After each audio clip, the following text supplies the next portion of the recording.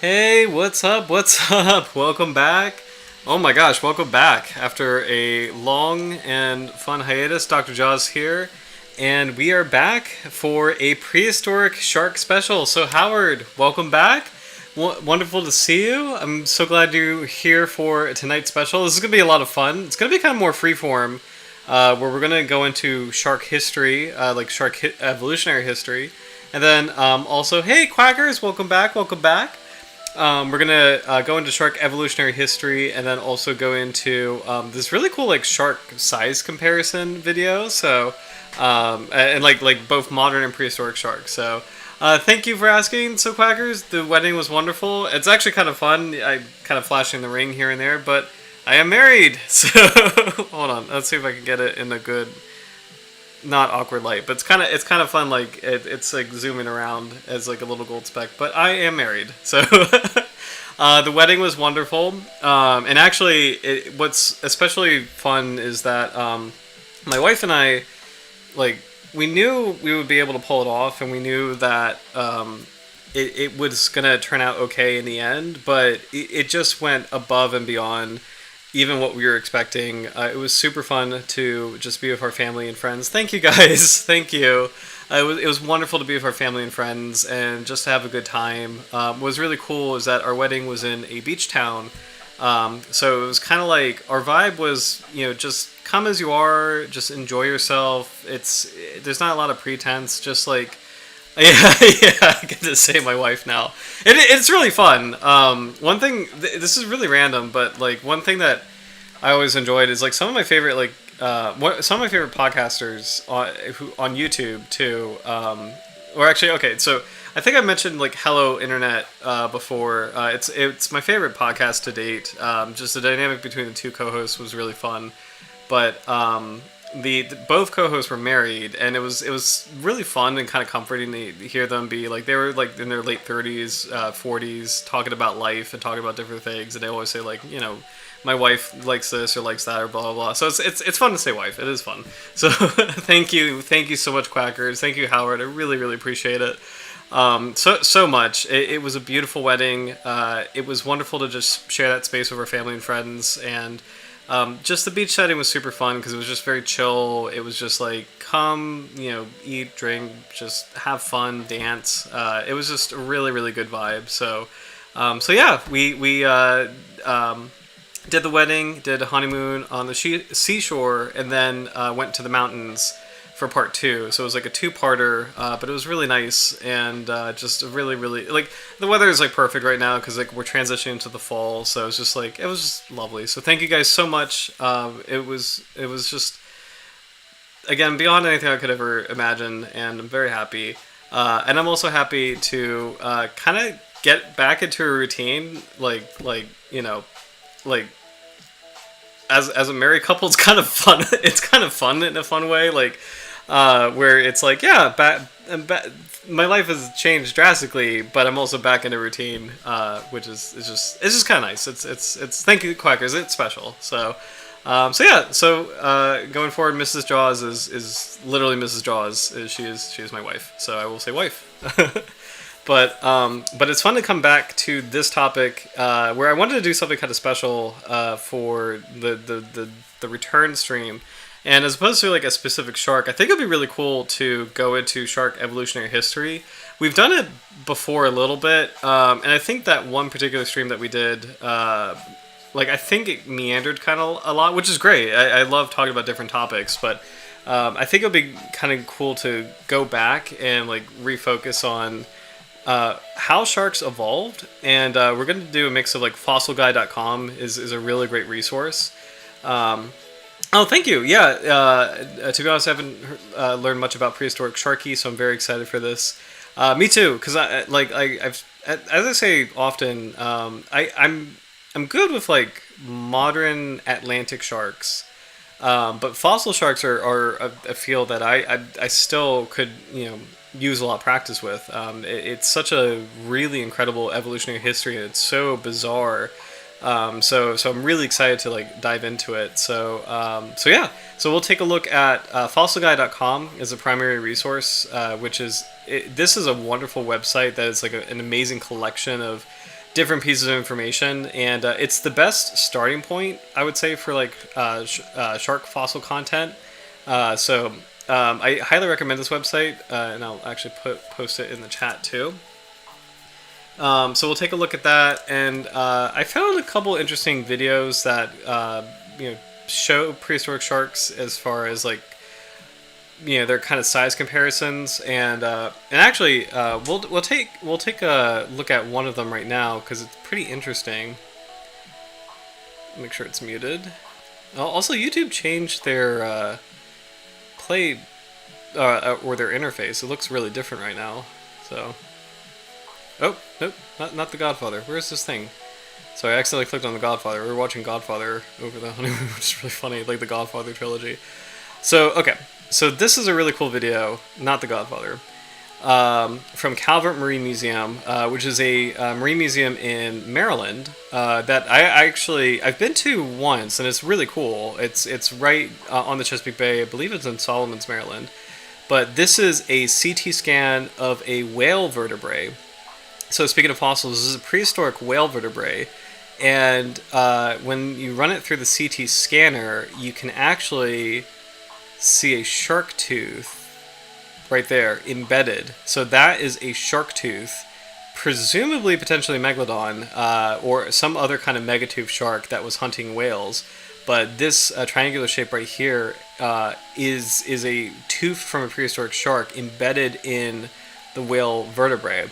And you have to really like picture the bite force, or like really imagine the bite force of this kind of animal, where this shark bit this whale with such force that it pierced through the whale's blubber and the whale's skin, and it's already really thick, and cut into solid bone.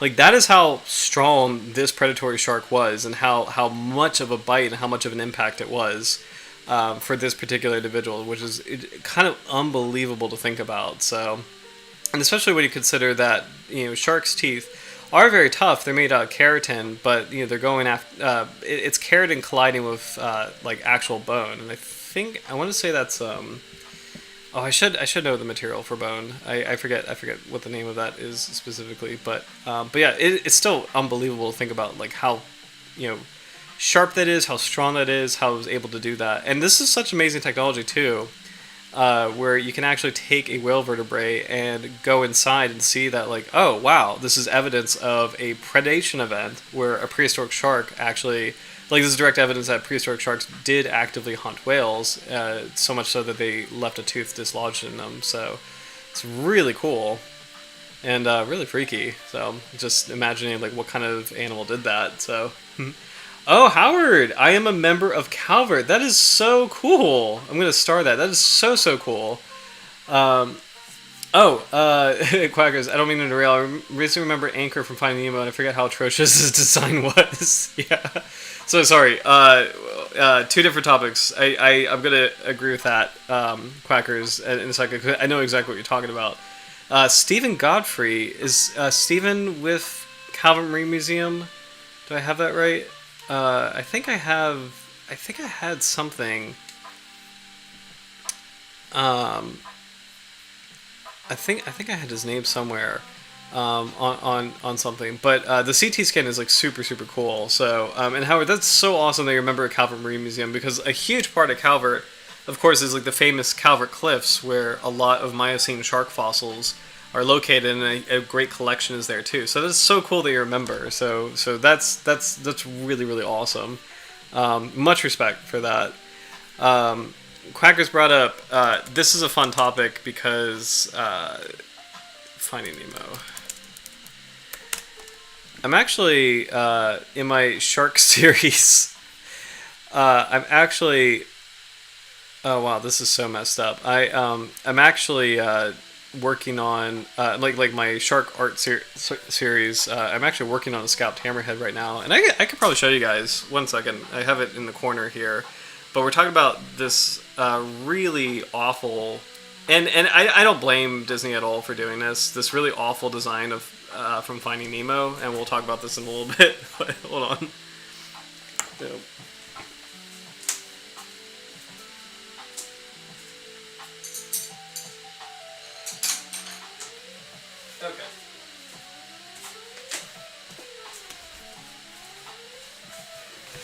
Okay.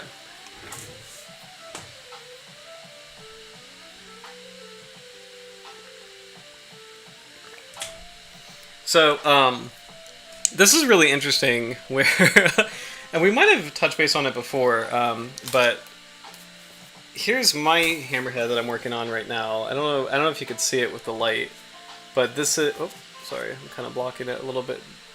So I'm actually working on a scalloped hammerhead. I have to darken it a little bit, but I'm very proud of like the proportions on this. I think I got it for the most part. So I've been working on a piece of scalloped hammerhead art just for fun. And it's kind of funny that Quackers mentioned Anchor from Finding Nemo, where it is a really terrible design, and I don't blame. I guess it's Pixar. I guess it's both Disney and Pixar. I don't blame Pixar for doing this because what's really tricky is you're trying to apply a human face, so you have like the eyes that are forward facing, and a mouth that is in such a position where you kind of can imagine, okay, this is like a nose, and this is like a mouth, and it's like you're trying to make it like a shark, but like a human looking shark, because it's something that's talking, and like it's you're trying to like emulate human features the best way you can while still retaining a sharkiness. And so I don't blame Pixar for making this design, because it's part of that. It's kind of impossible to do. It's like, how do you make a hammerhead shark look human, as far as like kind of like those subconscious cues of like, oh, I'm talking to like some weird version of a human being, because that's essentially like what all the designs are. Like all of these designs are the same, where it's the two forward facing eyes. The mouth is positioned in such a way where there's a discernible snout in between. But still, it is really awful compared to actual hammerhead sharks, where the mouth would be right under here. And instead you've got this weird looking, like, it is a true monstrosity. It's a horrible looking thing where the mouth is just like almost looking like just like the chest. It's so gross. But yeah. Oh, cool. Howard, Stephen Godfrey is a director of Calvert. Oh, and thank you. I really appreciate the compliment on the drawing. So really appreciate that. Thank you. And then Quackers, there's 500 other species to choose from. Yes, that is true. So, like, I think a hammerhead shark, to make it a Disney character, it's a very worthy challenge. It's very difficult to do, but it's fun to poke fun at this. But I kind of don't blame them for this, because that's just really difficult to do. But the obvious issue is just the mouth is at the body cavity. It's really awful looking. So, but anyway, so getting into shark fossils. Speaking of, I guess, odd shark forms, we'll take a look at prehistoric sharks, and we'll breeze through any like repetitive information, but I think what we'll do is we'll just kind of like I think we'll go into the basic evolutionary history, and then we'll take a look at shark fossils and then shark size comparisons. So here we go. From fossilguy.com, highly recommend it. Amazing website. Shark origins and evolution. Prehistoric shark history, origins and evolution of sharks. So these are some really incredible fossils right here. So, the Cladocellaceae genera. Let me see if I can zoom out of here. Am I able to do that? Zoom out. Oh, I think I can. Zoom out. Okay, that's a little better. So, the Cladocellaceae genera, one of the best known sharks from the Cleveland Shale. So, this is one of the Cladocellaceae, which, if I remember correctly, this is not a true shark. It's actually a chimera, but we'll get into that a little bit. So, sharks are fish of the Chondrichthyes class. The Chondrichthyes are a truly ancient class of fish and are the ultimate survivors. Their fossil records predates most animals, including all land animals, dinosaurs included, trees, and even insects. So it's actually that's actually a really fun reminder that sharks are older than trees. Like, just trees being the famous staples of terrestrial environment. Well, not famous, like the staples of terrestrial environments, and you think they have such like an ancient quality to them, or like this timelessness, you think, and then it's kind of an incredible thing to think about how like sharks actually predate them, like they're actually, or predate them, they're just older than them. So they've survived all five major mass extinctions, including the Permian one that wiped out most of life on Earth. So we've talked about the Permian extinction before. It was a truly the great cataclysm of this planet, which is uh, like probably doubly as bad as the extinction that wiped out the dinosaurs. But anyway, since sharks are made of cartilage, they do not preserve very well. Usually, only their dermal denticles, modified scales, and teeth readily fossilize. Because of this, their origins are their origins are fragmentary. Yet we still have a good idea when they first appeared. So the first sharks were from the Ordovician, 450 million years ago. The Ordovician radiation, or more impressively called the Great Ordovician Biodiversification Event, arguably rivals the more famous Cambrian explosion of the previous time period. During this biodiversification event, Earth experienced an unprecedented explosion of new classes, orders, families, genera, and species, including the Chondrichthyes. It was evolution on steroids. So, I think do I have the Ordovician here? I don't think I even have it here. So on our timeline, on the top bar, I have the Devonian as the oldest period, and we'll get to that in a little bit. But it's kind of cool to start the Ordovician, which is even older than that. The first shark-like fossils found are dermal denticles, discovered in the Harding Sandstone of Colorado and the Carmichael Sandstone of the Stokes Formation in Australia. Later, the dentine that forms the shark denticles found in the Harding Sandstone were found in fin scales of the small spotted cat shark. As a result, it was concluded that the world's oldest shark were in the Harding and Carmichael Sandstone. So the oldest sharks are in this formation from Colorado and Australia, which is so cool. I'm gonna skim through like the nitty gritty and just kind of read out, some of the kind of key points of information. These old fossils, the oldest sharks, currently they're named Solenapalus. Or sorry, Solenalipus. Solenalipus, there we go. Okay. There are more shark-like scales from the Stairway Sandstone in Australia, which is in the middle Ordovician. These sharks are called Tantalipus gatehousi, which is now officially the world's oldest named shark, is Tantalipus gatehousii. So let's see if we can find that. Tantalipus gatehousii.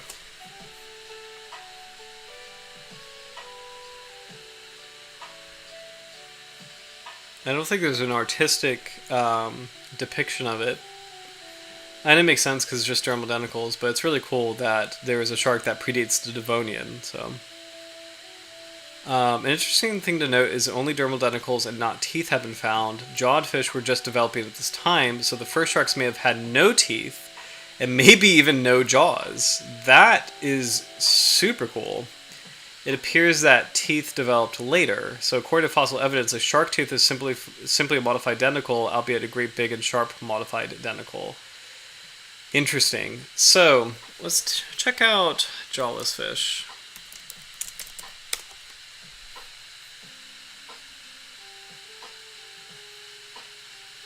So what's kind of interesting is that today we have jawless fish.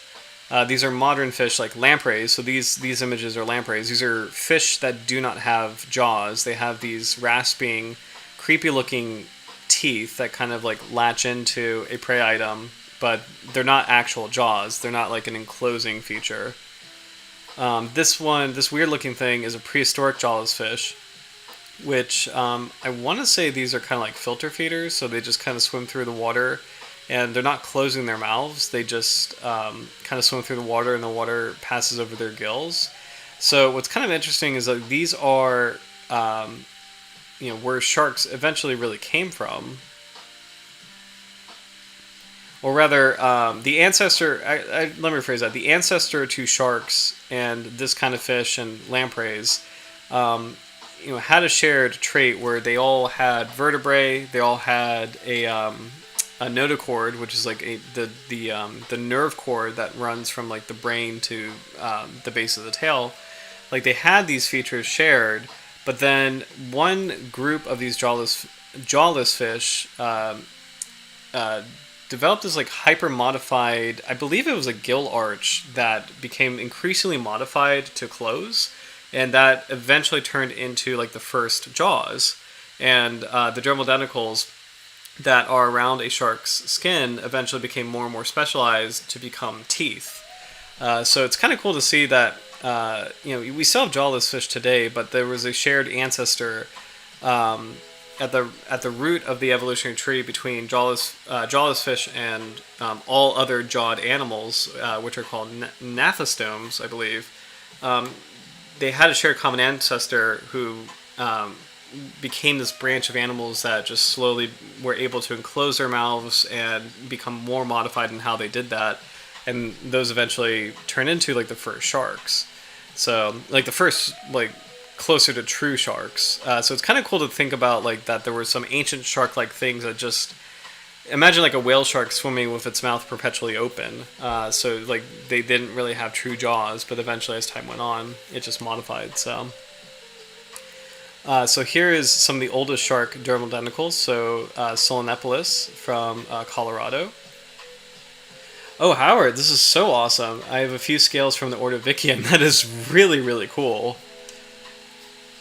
That's unbelievable. Are they from this genus? Solenalopus. Sorry, it's Solenalopus. Moving into the Silurian, a scant shark record, 443 million years ago.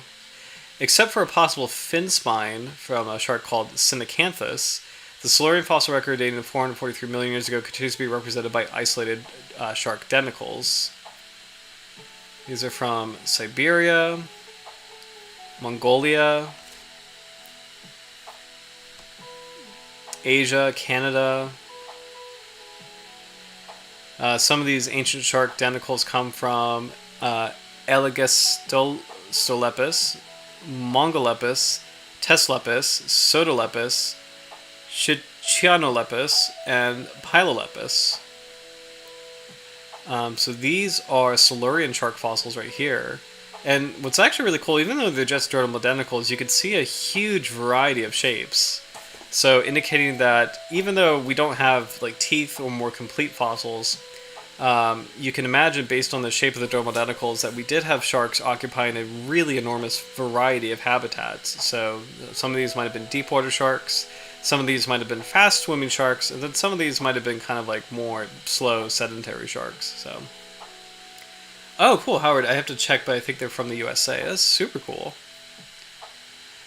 The Devonian radiation of sharks, 419 million years ago. So this is where on my little heads-up display the timeline begins, is the Devonian. So here is an ancient shark. General view of the Doliotis.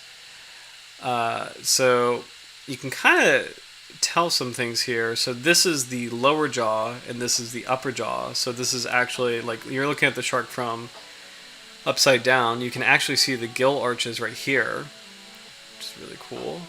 And you can actually see the pectoral fin rays here. MC right here is Meckel's cartilage, so that's the lower jaw.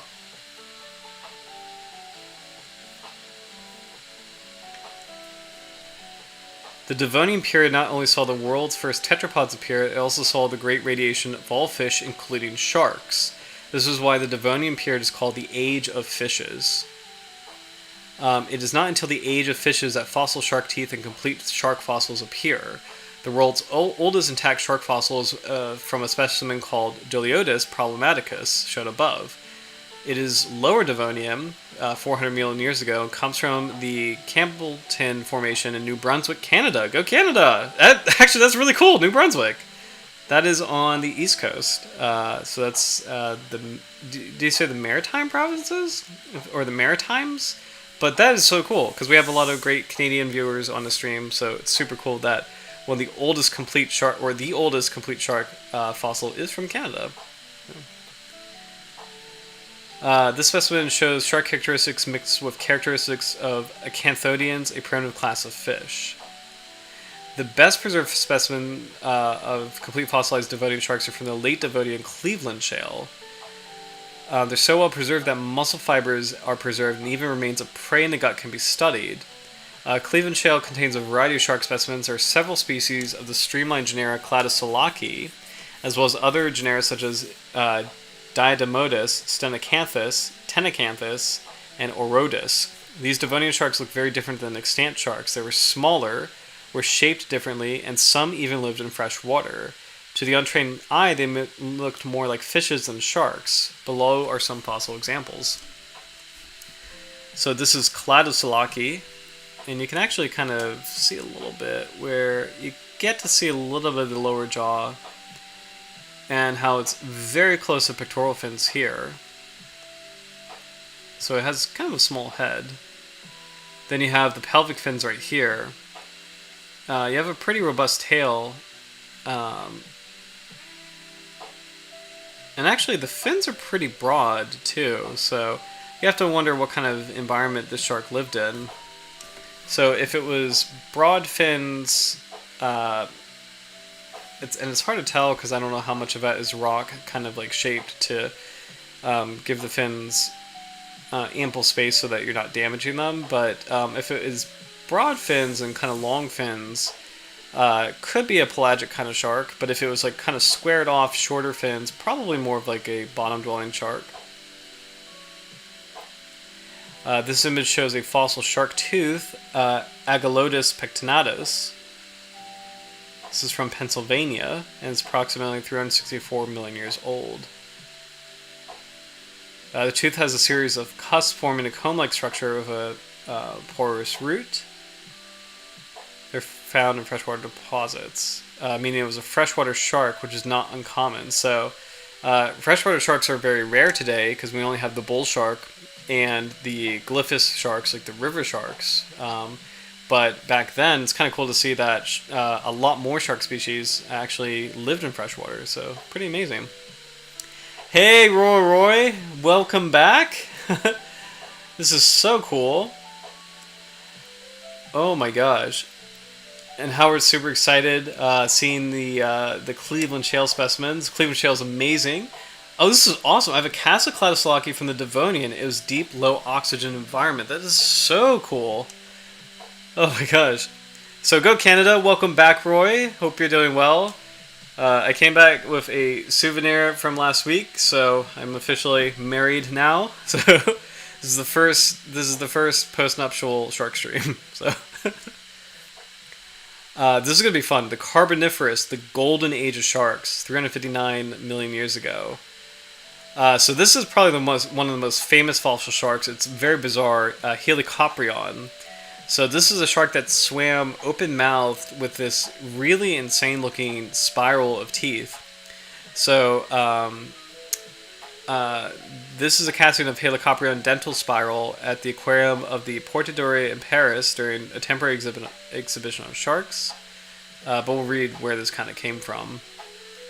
But again, like this, it's kind of incredible to think about how this shark closed its mouth and how like what the spiral of these teeth would be used for. And I believe this was a shark that ate shellfish primarily, but we'll go into some of the history here.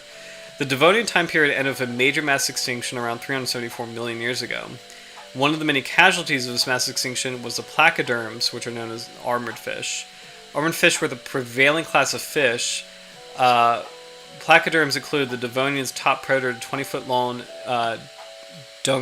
Dunkleosteus. So I think we've talked about it before, but this is kind of like nightmare fuel. So Dunkleosteus. There we go. Dunkleosteus, so it's 20 feet long. It is a nightmarish looking fish that was an apex predator, and it went extinct with the Devonian, or at the Devonian extinction. So once this animal went extinct, a niche opened up for larger predators, and I think this is a niche that sharks eventually kind of migrated into. And I know they had competition as we go into the Mesozoic era with marine reptiles.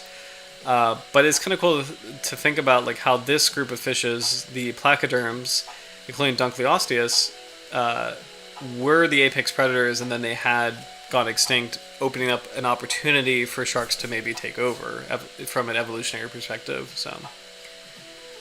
The extinction of the top-class predators left a large ecological hole. Immediately afterward, in the Carboniferous period, sharks seized the opportunity to become the top predators.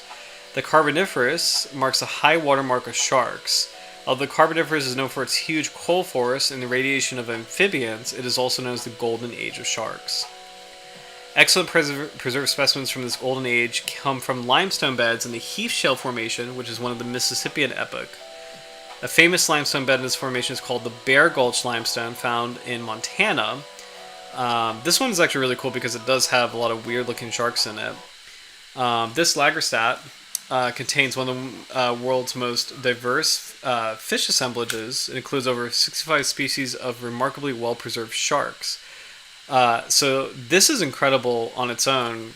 For comparison, I live in the Virginian marine ecoregion, and we have 55 modern sharks if you included the deep water environments. So if you're looking at this one location in Montana, as far as like a prehistoric shark location, it's incredible to think about that there were 65 species, and they're all fossils, and you wonder, were there even more than what was able to be preserved? So some specimens even have skin pigments and internal organs preserved, which is unbelievable. During this golden age, sharks were at their highest diversity. There's a profuse amount of families, genera, and species. They came in all shapes and sizes, from a few inches to over 20 feet. Some lived in fresh water, while others lived in salt water. Some were beginning to look like modern sharks, while others took on unique, highly specialized forms. Some examples include the large whirl-tooth shark Helicoprion, which had replacement teeth arranged in spirals. The shark Balanstia montana looked more like a fancy tropical aquarium fish than a shark. The entire Stenocanthus genus had a large anvil-shaped dorsal fin, unlike anything that exists today. The Carboniferous truly was a golden age of sharks. So this shark is Falcatus falcatus from Montana, the lower Carboniferous period. And this is perhaps one of those anvil dorsal fin sharks. So it has a head that is really similar to like modern dogfish. So you have the upper and lower jaws here. You have kind of like the eye socket here. And then you have this anvil-shaped dorsal fin, which is really unusual. You have the pelvic fins here. And I think this is like a very small shark, if I'm not mistaken. So beautiful fossil, but very different from, what you would expect. So, oh, cool. Howard, found in Cleveland and London, Ontario, Dunscleosteus was a huge armored predator that ate sharks. Oh my gosh. The ROM is a sister museum to Bear Gulch and contains a significant collection from the, and I think there was a ... so there's more to say, but it's super cool. Love the background. Also, thank you, Roro. I really, really appreciate that. Thank you. So it's fun to be back, but really appreciate celebrating with you guys just last week. Thank you. This is an interesting shark. Glycmanius occidentalis, also known as Clodotis occidentalis, from Pennsylvania. So this looks like a shark tooth. Let's see. This is approximately 300 million years old.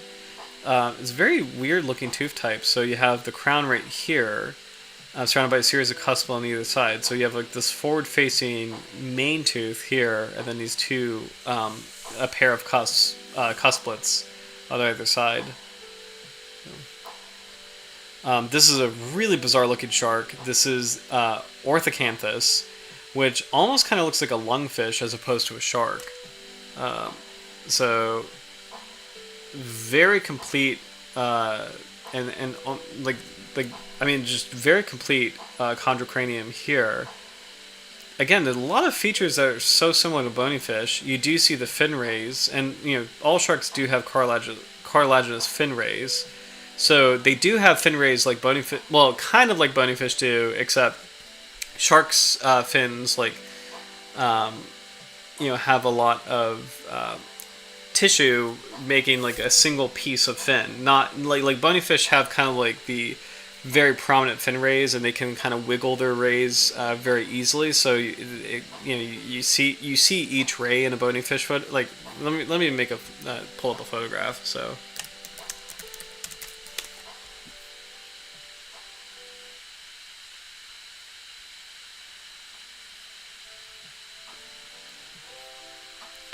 I really wish there was a better photograph, but let's see. But I mean, you can see it. Well,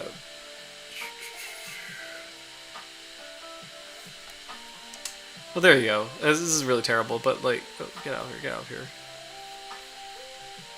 Oh, sorry, I'm really kind of all over the place. Get out of here. Okay. So you can kind of see it here where, I mean, this is a really simple drawing, but you can see like how each fin ray is depicted. It's these lines, right? And sharks also have fin rays, but their fin rays are covered by tissue. So it just looks like a single fin, like the famous like shark dorsal fin, coming out of the water. But both sharks and bonyfish do have fin rays. So it's kind of cool to see a preserved shark specimen where you do see the fin rays really prominently. And at first glance, it immediately makes you think of a bonyfish, but there's other features that actually make this technically a cartilaginous fish or a shark. And the one being, this is actually all made of cartilage, so as opposed to enamel for bone. And that's what I was trying to find, is enamel. So, oh, right. Howard made a really good point. There were flying sharks in Bear Gulch. So there are sharks that had a similar niche to flying fish. So they actually could spread their wings and leap out of the water and glide for a short distance. That reminds me, by the way. So I picked up a really good ocean book on my honeymoon. And it was about a pelagic wildlife tour book. And I've been on a pelagic tour before. I've seen sharks on pelagic tours before. So I picked it up thinking like, oh, this is something I'm kind of familiar with. I know the open ocean. I totally know everything about it, whatever. And I'm reading it, and it blew my mind because it explained two animals I had no idea existed. The first being flying squid. I had no idea there was flying squid in the world. I didn't even know it was a thing. Let's actually try to find a flying squid. Let's see if we can get one. I've seen flying fish in the wild, but flying squid was like that cannot be a real thing, and it is flying squid. There we go.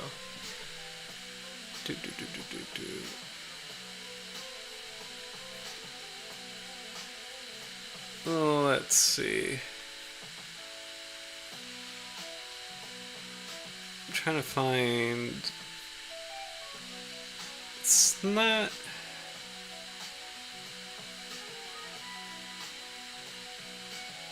It's not that. It's an actual, like, let's see if it's in this video. Like, it's an actual squid that had, like, it actually compresses, whoops. It actually compresses its body, so it flattens out its tentacles to kind of make like a, kind of almost like a wingsuit. And it flattens out, oh, here we go. Okay, you can kind of see it. Okay, you can kind of see it. It's really hard to see, but okay, you can kind of see it in this video. Okay. It's in the bottom left corner here. It's this thing. And it actually shot out a bunch of ink. And actually, like, you know how squids have jet propulsion where they, squirt water out as they move through the water? Yeah, let me see if I can zoom in. Here we go. Just to show you. And I don't know if this is a squid flying out of the water, or if this is like a true pelagic flying squid. There we go. So there he is. That actually might be a true pelagic flying squid, actually. But let me see if I can find an image of one, because I'm starting to realize that videos probably are tricky. This is it. This is it. I had no idea this was a thing. But flying squid. you see how like it almost looks like an actual airplane. Like you see how it flattens its I forget the right term for mollusks. This is an extension of their mantle, and I can't remember what this is. What this is called, but it flattens its mantle in this shape. It almost looks like an airplane or a whale fluke, and then it actually extends its arms and collects them in such a way where it can make like a wing. You know, so these squid will actually leap out of the water. Like at first with jet propulsion, like they'll rocket out of the water and then expand, kind of like a wingsuit, and will drift for a while, which is so cool. I've never heard of these guys before. So it's such an amazing animal and an amazing adaptation. So, so there's that. Let me catch up on the comments. So, So yes, 100% agree. It's something that blew my mind just when I thought, and like in my own backyard too. Like it actually, in all of our backyards, really, it is something that occur. Like pelagic environments are, once you get out far enough, there's a relative uniformity to them. So it's really cool that flying squid are something that can be seen once you get further out. So that was the first animal that blew my mind. The second animal, and I'm going to grab this book really quick.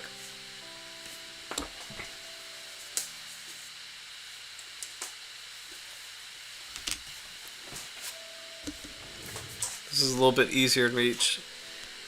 The second animal that completely blew my mind is, what do you call this?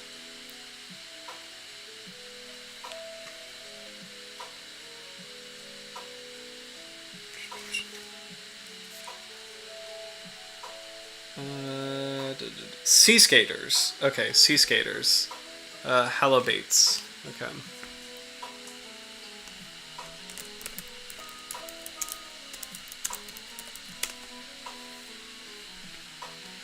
Okay. So believe it or not, and I was shocked to learn this, there are marine insects. So these are actually similar to water striders. So water striders are something we're all familiar with. You know, like pond skaters, like the little bugs that can like skate across like pond water or river water. There's actually a subset of these called sea skaters. So sea skaters are bugs that actually will kind of spend their time at the surface of the ocean. And it's amazing to think about because on the one hand, it's like just almost like mind-boggling. But on the other hand, it makes sense where it's like, well, there's actually a lot of animals that would benefit from them. So a lot of fish, you know, nipping them at the surface, or a lot of seagulls or seabirds also kind of like looking down, like nipping them as well. Once you get further out, you have like storm petrels probably feasting off these guys. But it's kind of incredible. I knew about water striders, but I had no idea that sea skaters were a thing. So like an ocean going kind of water strider. So the more you know, really. So it really like that pelagic book just really blew my mind in terms of like oceanic biodiversity and like how much is actually out there. So really cool. But anyway, we got here because of flying sharks. Howard mentioned flying sharks, which is part of this assemblage in the Carboniferous. You know, these really diverse forms of sharks. So that's how we got here, which is super cool. And I really appreciate the reminder, Howard, because I forgot that flying... Actually, let's see what we can get. Flying shark, Carboniferous. Carboniferous. So a couple cool artistic interpretations. This one's actually really fun. So flying sharks have a hyper-modified fin that help them, you know, like they'll ramp up speed and actually like expand their wings. This was really cool one that I like. This is real, by the way. This one is the long-winged shark. I believe it's from Jurassic Park, but this one is actually a true fossil shark. There's a really fun illustration of flying sharks. This one's actually cool too. But there's a really fun one that I really like. I'm trying to see if I can find it. This one's pretty cool.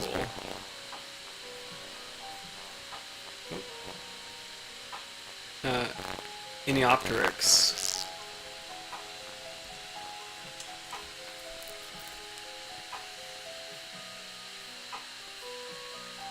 There we go. Okay, I guess we can focus on this, but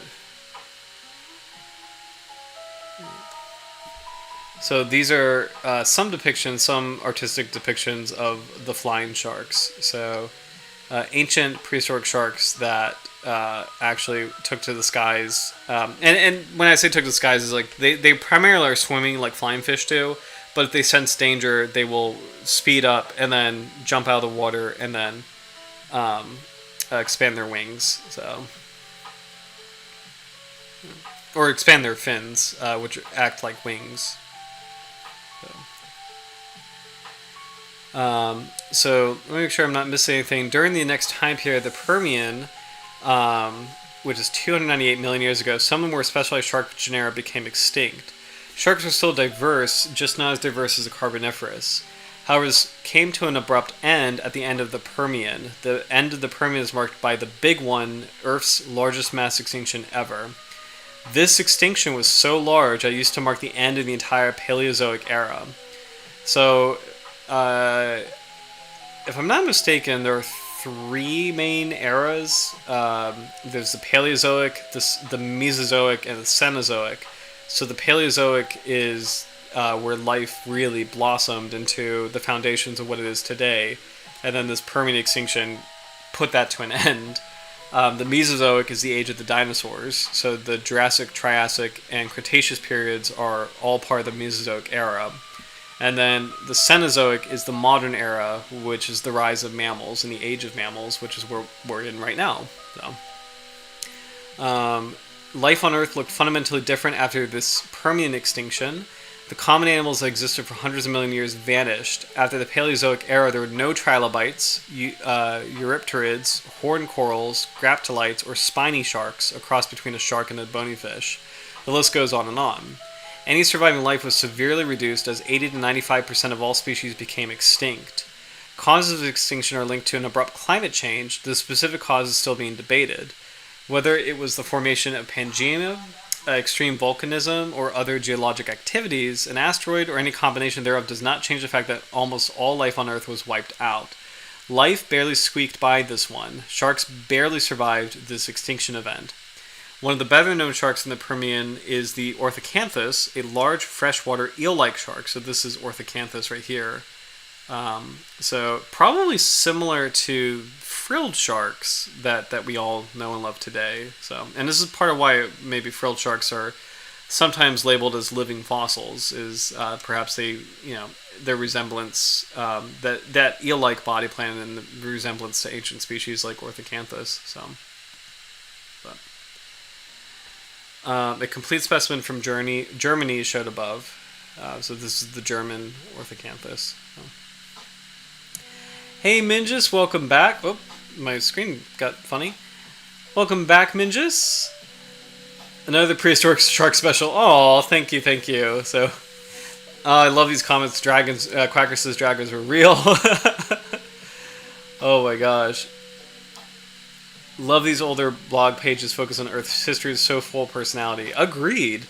Welcome back, Mingus. Hope you're doing well. And yes, I the few times we run into like kind of older websites or like specific blogs, it makes me very happy that they exist. Just it's fun. It's like the ancient, like I shouldn't say the ancient internet, but like the old internet. So. The Permian, the near extinction of sharks. We already did that. The Mesozoic, modern beginnings. Here we go. So 252 million years ago. The first period in the Mesozoic, the Triassic, is an interesting time period as life on Earth began its slow recovery from the Permian mass extinction. The few surviving taxa, both on land and sea, radiated and diversified, creating new ecosystems. Although mammals make their appearance, reptiles are the main creatures that dominate these new ecosystems. They dominated the land via dinosaurs. They dominated the air via flying reptiles, like pterosaurs. They dominated seas with a new terrifying kind of animal, the great marine reptiles. So like Mosasaurus, which I know everybody knows from Jurassic World, was a real animal that was a horrifying predator. Remember, elasmosaurs or plesiosaurs are also really freaky. And then ichthyosaurs, which kind of like almost look like dolphins, top predator of ancient seas. These sea monsters were fierce predators that ruled the Mesozoic oceans. The surviving sharks took a backseat to these terrifying beasts. So it might be kind of fun to take a look at some of these animals. So Mesozoic marine reptiles. Let's see if we can get a couple interesting critters. So we could probably take a gander here.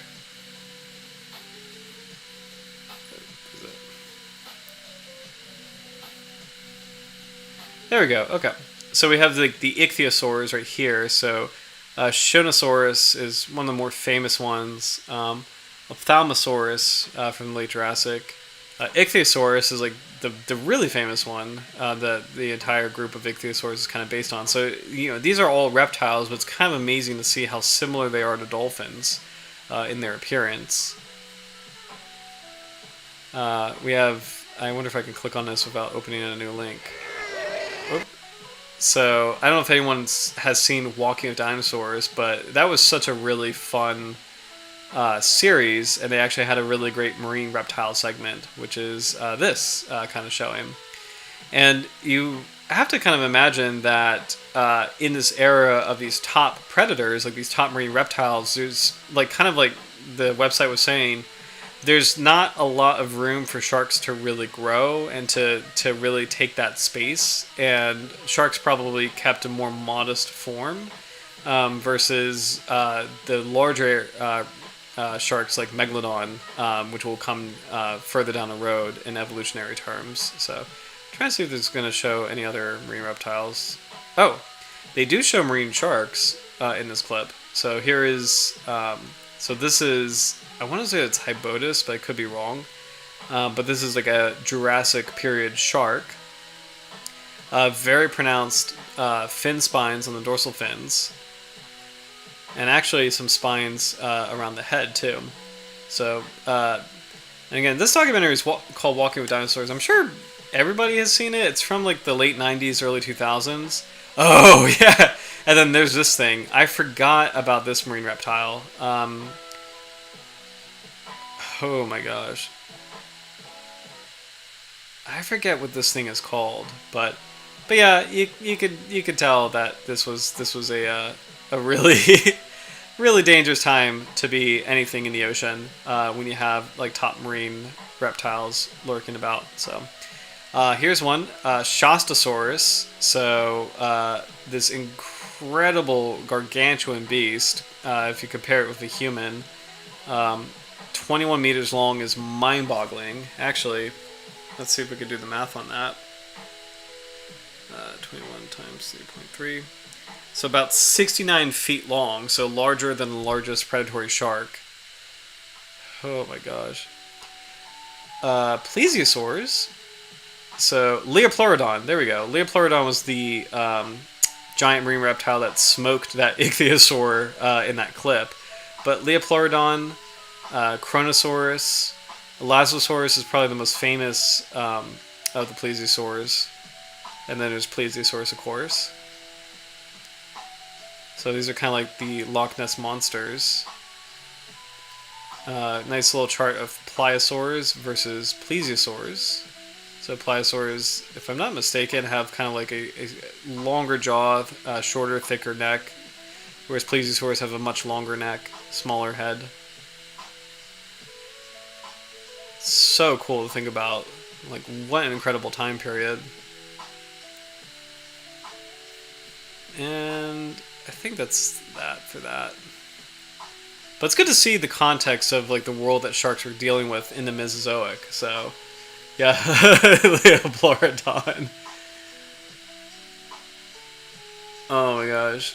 Oh, that's so cool. Love the comments on Walking with Dinosaurs. Howard, love it. Like evil dolphins. Love that. Leviathan, yes. No, seriously. Like it's kind of amazing to think about. Just that these were real animals once upon a time, and legends of like ancient monsters and stuff. I mean, it's really cool to think that like there was an age in which a lot of these animals are here with us. So, or sorry, not with us, not with humans, but they were here on Earth. So.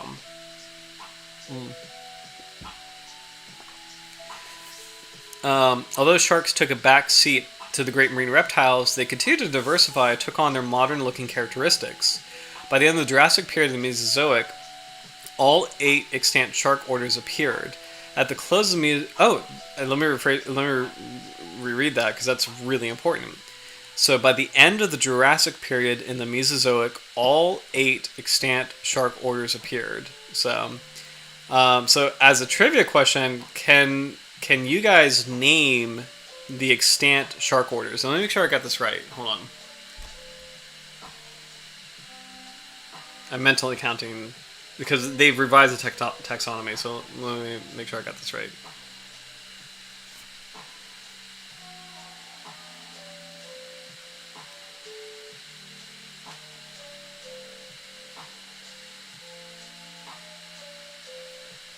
Did I have that right?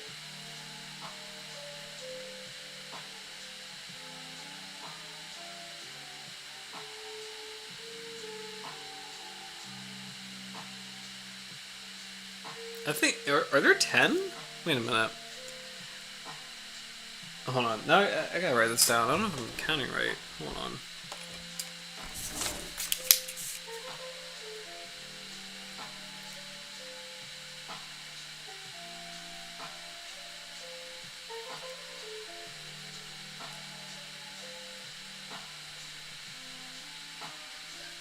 Nine. There's 9. Okay.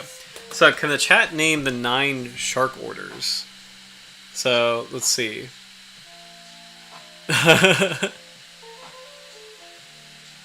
Oh, that's actually true, Minjas. Like that's really cool. Sorry. Like they were here with we're our ancestors and saying yes. So just want to expand on that. Yes. So the ancestors of all humans, which when you go way back to the Jurassic, it would be kind of like smaller, mammals, like almost like shrew-like mammals. So they were kind of scampering around on land while the oceans were completely haunted by these giant marine reptiles. So,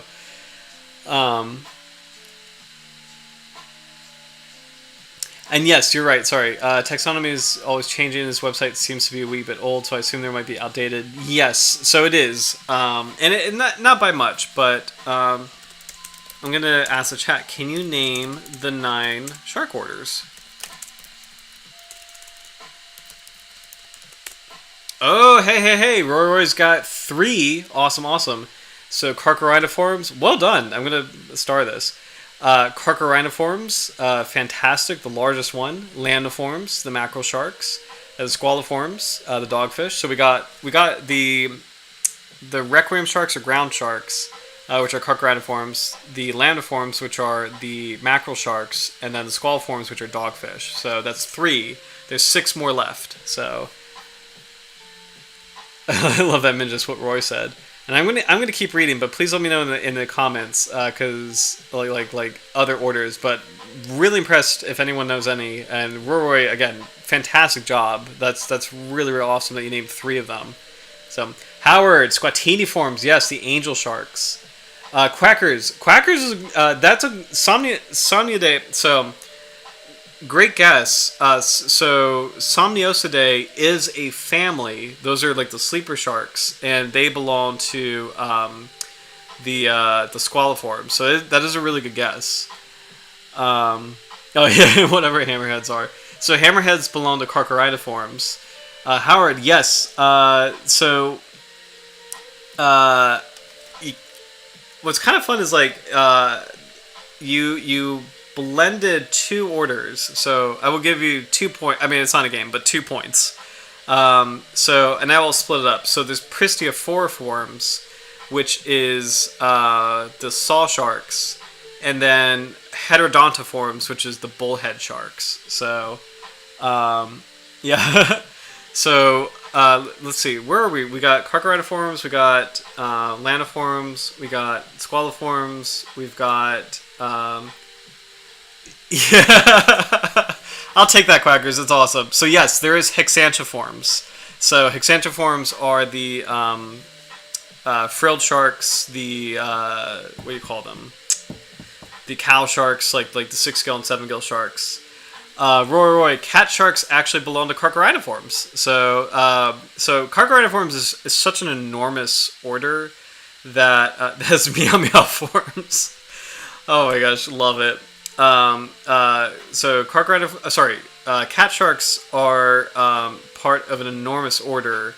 The Carcharodontiforms range from cat sharks, hammerheads, the Carcharodonidae, so like the bull sharks and sandbar sharks, the smoothhounds. The thing that unites all of them is the fact that they have a nictitating membrane. So I keep talking about it because it's not that I'm obsessed with eyeballs or anything. It's that it's actually a very important distinguishing characteristic from that entire order versus other sharks. Like that order is the only order of sharks that has a nictitating membrane. No other shark has it. So it's a cool, useful feature that unites Carcharodontiforms and separates them from all the other kinds of sharks. So, yeah, I appreciate that. The most professor asking the class question as the stream has ever been. Love that, Minges. Oh my gosh. So, I like Sandbar Shark.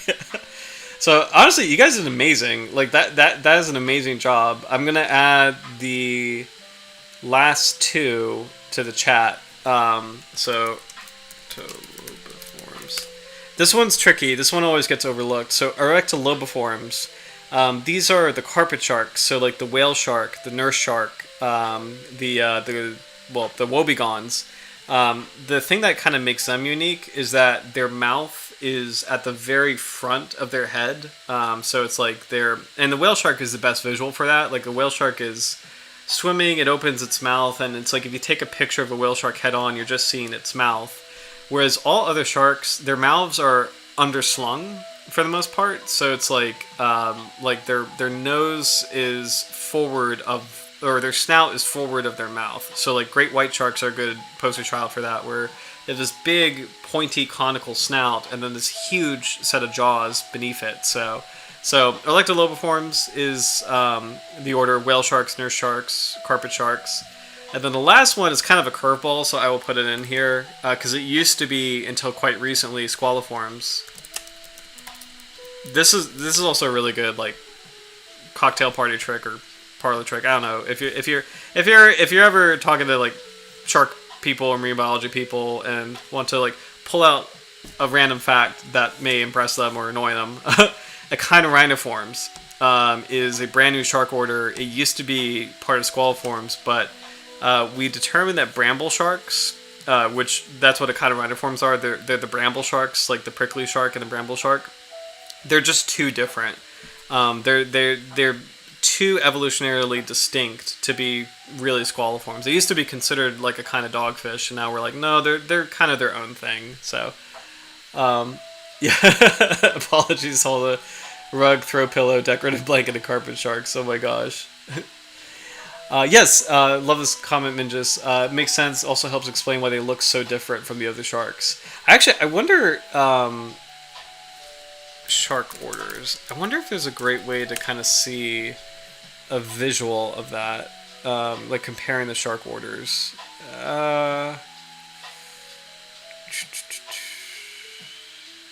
This is kind of okay. Yeah, this kind of works. Oh, I don't know why I got a security check question.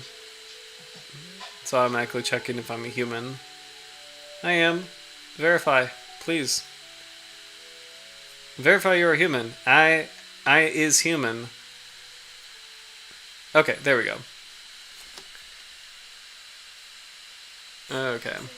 So this is actually this is kind of a good visual. It's kind of hard to tell, but like actually no, these images are like so blurry. No, that actually doesn't work. Hold on. Let me get like a clearer image. I'm trying to find all the sharks together. Um,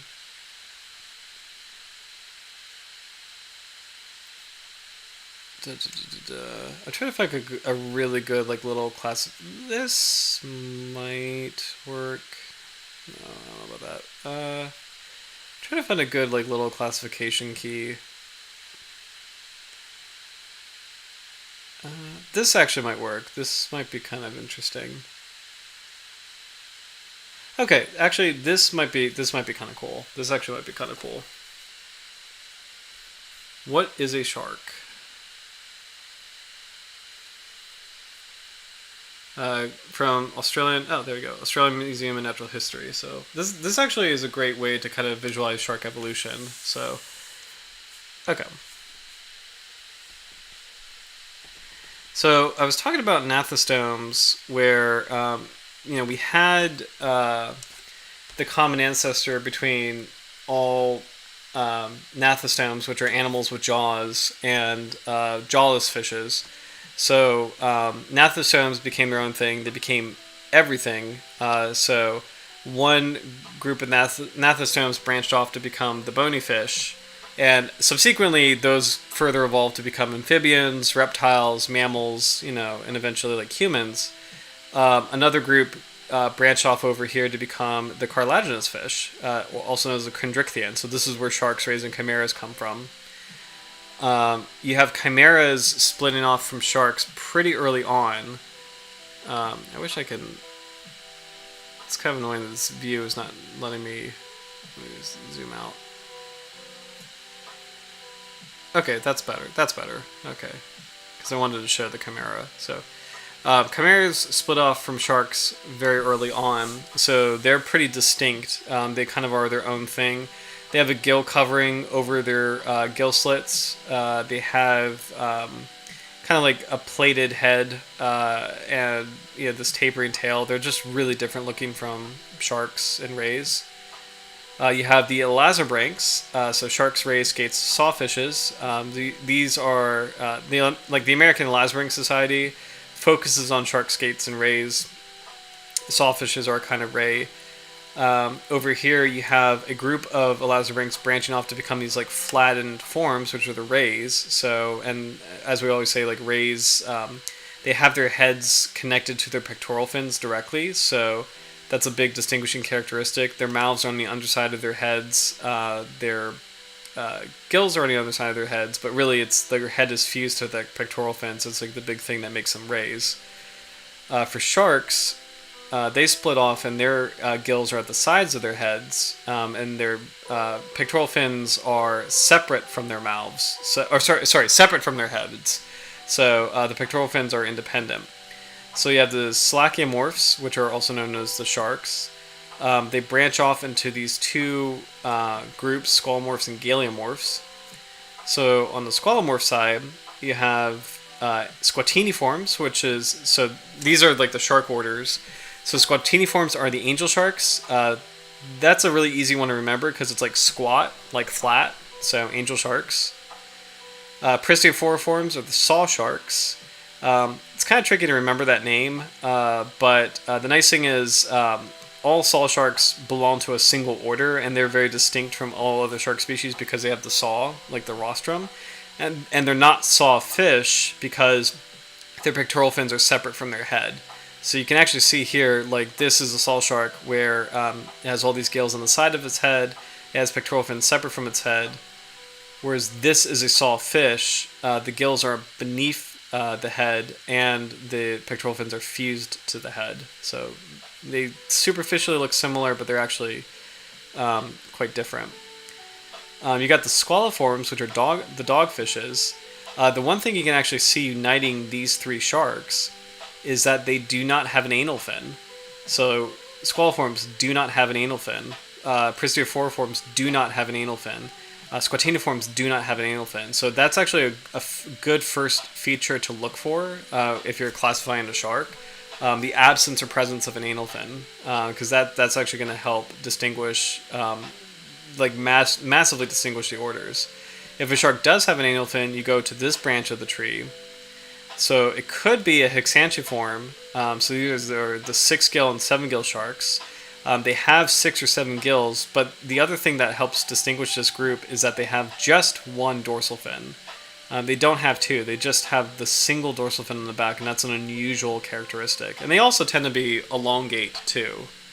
So I think... let me make sure...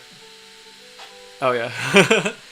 So I hope the stream's not slowing down. I think my internet's kind of slowing down, so I apologize if there's any issues. Heterodontiforms, the bullhead sharks, these are pretty easy because they're the very cute, chubby-looking ones.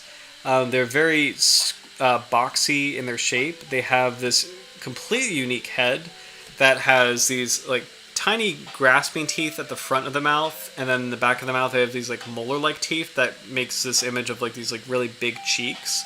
They have these like crests, like little T-Rex crests above their eyes, and they have these spines in the front of the dorsal fin. So these are known as like horn sharks sometimes.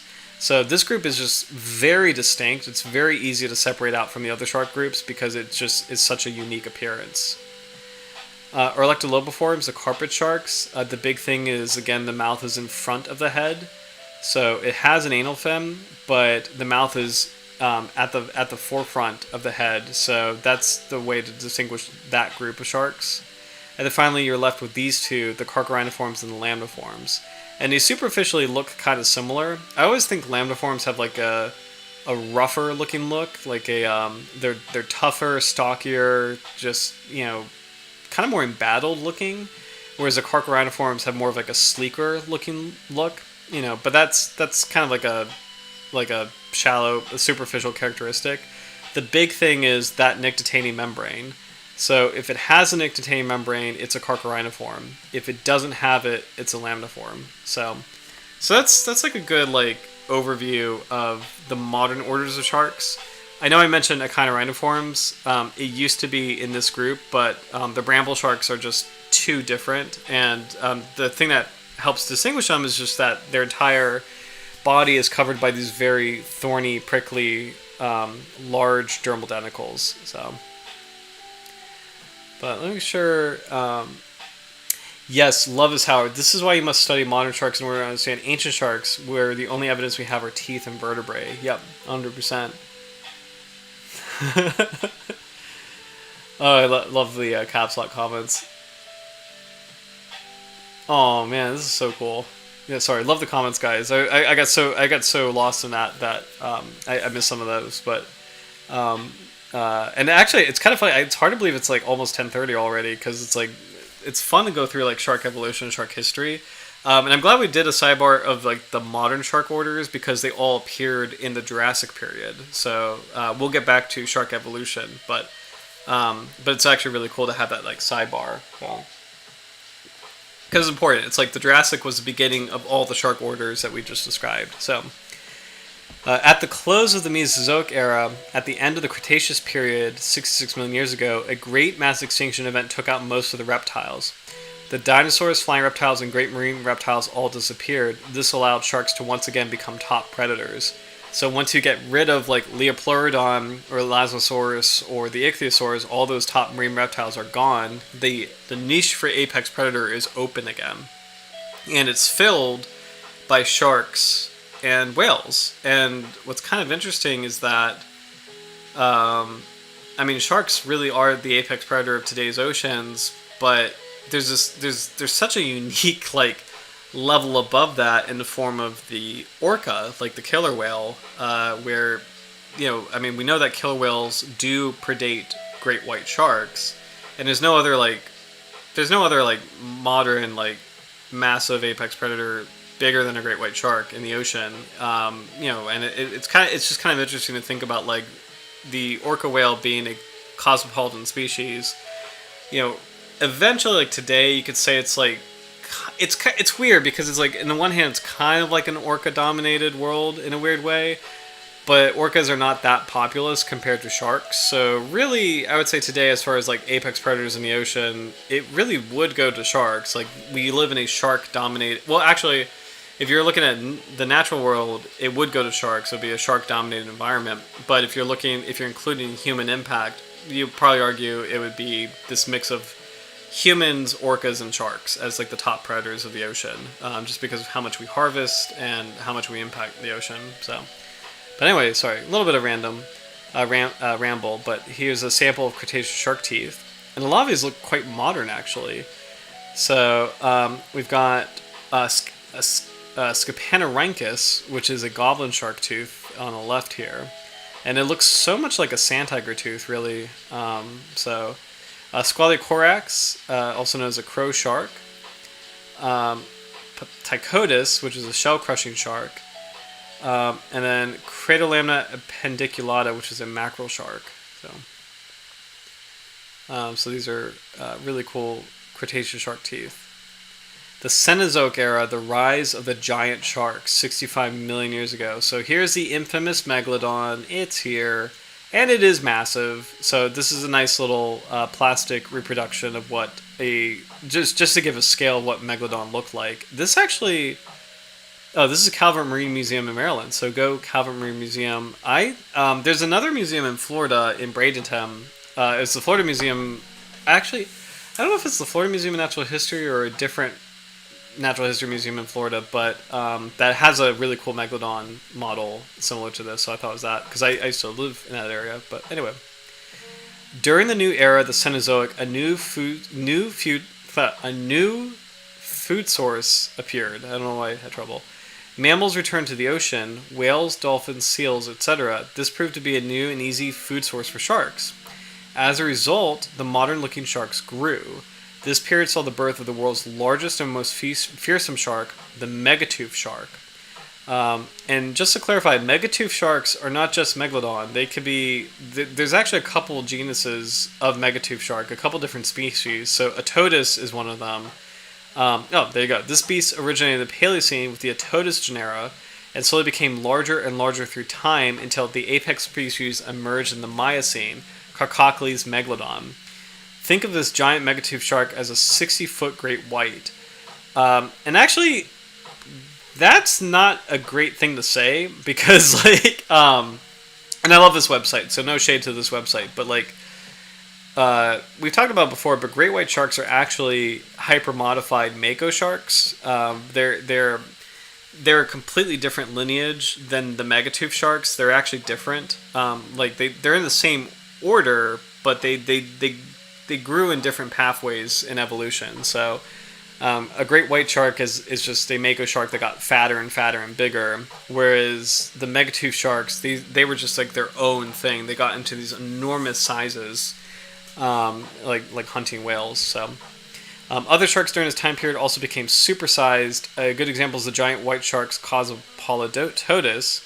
These are non-serrated, larger versions of the great whites, and then that's correct. So giant white sharks are actually truly related to great whites, whereas megatooth sharks are just different. They're just a different thing.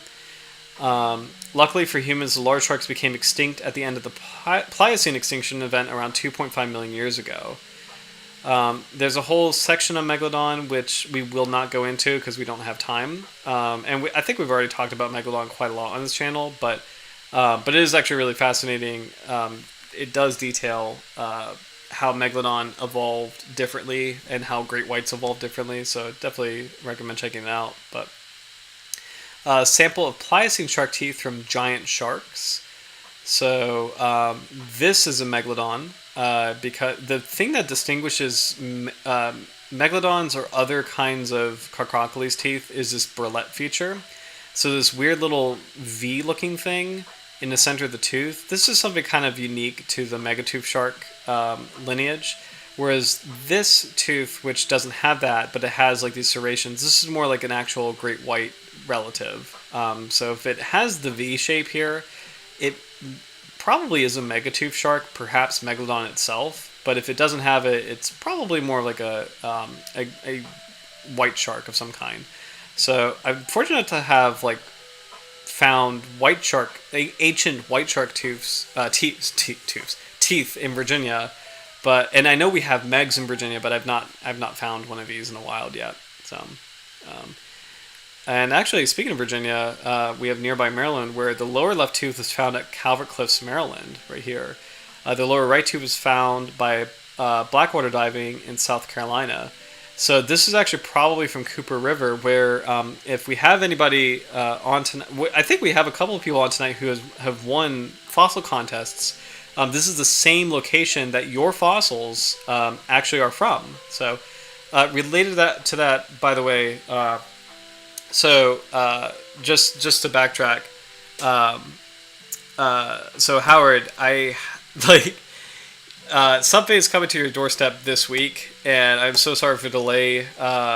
There was a fossil prize that was en route, and there was some dumb customs thing related to it. So that's kind of like that's a whole other thing, and I'll sidebar with you at some point about that. But something is arriving on your doorstep this week. So just as a heads up, something is arriving. It's long overdue, and I am so sorry for all the kerfuffle about that. But anyway, something is coming this week. So,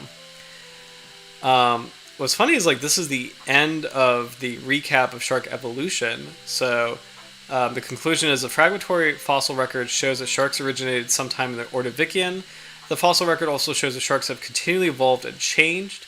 Many shark designs, from freshwater forms to sharks with bizarre shapes, and even giants, have come and gone. These adaptations have allowed sharks to survive every mass extinction event and thrive to the present day. One remarkable thing about nature is that we can get out and find these prehistoric remains. To find your own prehistoric shark fossils, click here to go to the fossil hunting location page. I would actually love to see that. Fossil hunting sites. So let's see.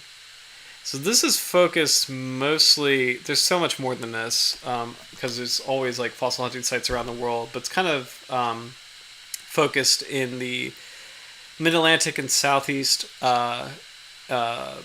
region of the United States, but there's far more than that. I'm just going to read. I won't click on these, but I will read ones that kind of stand out to me. Let's see. Amelia Island in Florida is a pretty famous one. We are at Venice Beach in Florida. That's also a very, very prominent one. Calvert Cliffs in Maryland, very famous. I love that Potomac River in Maryland is mentioned. I do get some teeth from there too. So, but I'll put this map in the chat if anybody wants to go fossil hunting. But there's more than that, you know, as far as like fossil locations. So, yeah. Oh, Roy, great point. Plus, most white shark teeth are extremely flat. Oh, Minjas, this is so cool. I'm in the process of home renovation, but I'm extremely excited to make a shelf dedicated to the fossils or one for your contest. That's so cool. Oh, of course. Well, thank you guys, because it's super fun. Like I really appreciate the art that you guys submit, and then also for the banner contest. I mean, they look so good, and also like Minjas, the logo for the Dr. Jaws channel, that was your design. It's so cool looking. So thank you. And reminds me, by the way, the channel is growing. So it's still, you know, a microscopic channel, but like we passed 300 subscribers a couple days ago, so or sometime last week. So pretty excited. It's a small but mighty development. So and just really appreciate all you guys being here and being a part of that. So thank you. We're gonna actually do something kind of cool as far as like fossil sharks go. So this is an interesting video that is going to look at fossil and modern sharks and do kind of like a size comparison between them. So I'm excited to just like watch this just for the heck of it, just to kind of see like what this is really about, or like what like see like visuals of prehistoric sharks and kind of like some artistic interpretations of them. So in this video you'll have a image of the shark, and then you'll have an IUCN Red List conservation status. So you have extinct in the dark red, and these color codes are not quite in line with IUCN Red List, but they're close enough. Extinct is dark red, extinct in the wild is red, critically endangered is orange, endangered is kind of like this gold color, vulnerable is yellow, near threatened is green, and least concerned is like a lighter green. So it's not really like the right way to color code it, but it's not bad. So So we'll take a look at a mix of modern and ancient sharks. And in the meantime, please let me know if there's a shark that you would like to see next week. So we got the dwarf landed shark. That is a modern shark. Pygmy shark is also a modern shark. Oh, what's going on here? Okay, there we go. Falcatus. So this is the anvil shark. This is an extinct shark from 325 million years ago. So it's really cool to see that really weird dorsal fin, that anvil-shaped dorsal fin. So this is one of the smaller sharks we had. Echinochimera is also an extinct shark. The name also it kind of implies that it's actually some kind of chimera as opposed to a true shark. But it's from 325 million years ago as well. Jaguar cat shark, so pretty fun to see. It's a modern shark. The big eye hound shark, Iago, is a modern shark. Hawaiian lantern shark. These are all actually pretty cool species assemblage. Black belly lantern shark, Melopterus lucifer. Smooth lantern shark, so lantern sharks tend to be very, very small. The cookie cutter shark, the infamous cookie cutter shark. Triotis. So this is an extinct shark. I want to say this is part of like the Stenacanthus group, but these are like these freshwater sharks that have like this eel-like form. So, yeah, Shark Nerds Unite. Love that.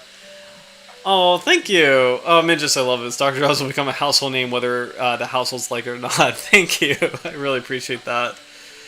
So, and I'm also enjoying like exploring this video, by the way, because it's fun to see the different interpretations. So a lot of the sharks that we read up on, we're seeing at least some depictions of them right now. Velvet belly lantern shark, puff adder shy shark, both of them are modern species. Tricyctheus, I'm not familiar with that one, but very prominent dorsal fin spines, very large pelvic and pectoral fins, so from 358 to 258 million years ago. The mandarin reef shark, beautiful species, look at that. And this is a modern species, Hemitriachus complicofasciata. So I'm going to leave that as like a potential...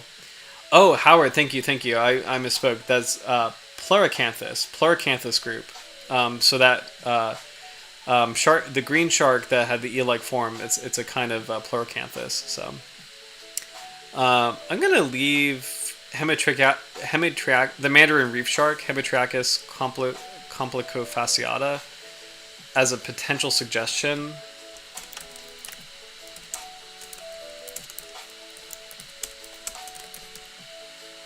Because it's really beautiful.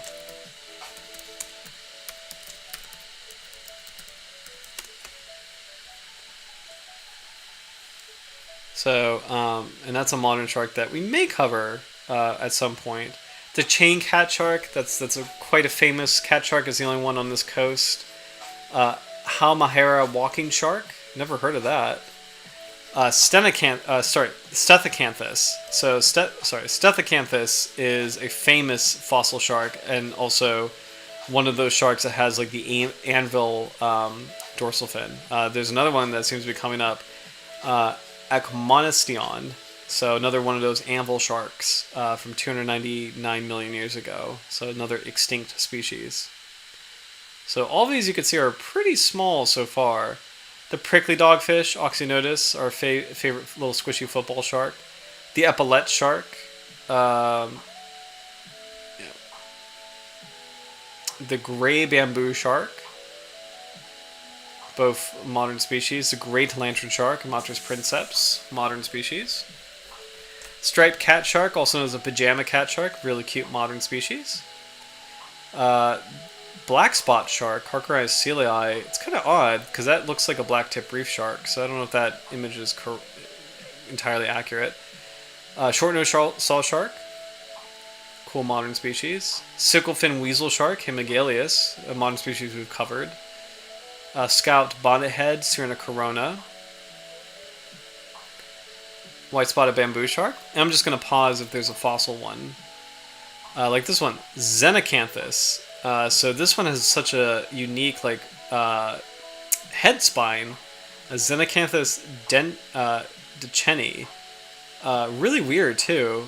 These two like they almost look like fins, but it's such a strange looking form where it's like you have this very elongated first dorsal fin, a break, and then the caudal fin, pectoral fins, pelvic fin, and then these two weird little fins, along with that head spine right here. So very strange looking extinct shark from 202 million years ago.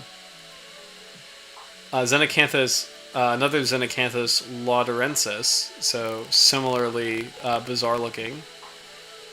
Very cool though. Exploricanthus, so this is another extinct species in the same group of sharks that have like this head spine.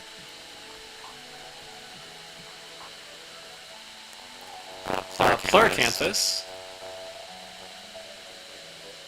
Stenocanthus, or Tenecanthus, really cool design by the way. The artist who drew that, really fun design. And actually not too different from modern sharks, where you have very prominent fin spines, but again not really that different from the sharks that we know today. So.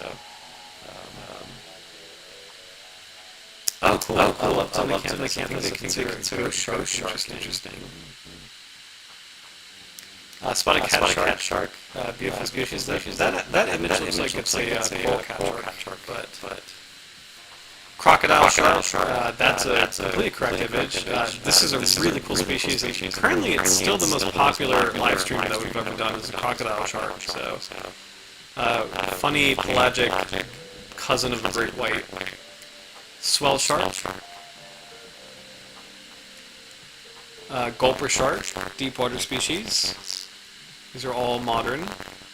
Graceful shark, modern, one of the smaller carcharodontids. Mongawa? Oh, Mongawa. Carcharodontis amboyensis. So this is a pig eye shark. So this is actually, this species sometimes gets confused with bull sharks. So, Carcharodontis sora, the spot tail shark. Again, modern. Lila's lantern shark, modern. Horn shark, famous heterodontiform that's modern. Portuguese dogfish. Wadnica is an extinct shark from 202 million years ago, so really cool, unusual looking species. The milk shark is a kind of sharp-nosed shark from present-day seas. The common smoothhound, muscellus. The bonnethead, weird image for that species. Of all the images, it's a very strange one to pick. A plastic bonnethead model, but it's one of my favorite sharks. Spiny dogfish, Squalus acanthius, the most studied shark in the world. The Port Jackson shark, which is doing perfectly fine in Australia and New Zealand. The gummy shark, Muscellus antarcticus. Cladosolaki, an ancient shark from 250 million years ago. So, and that was from the beginning of our Fossil Guy article.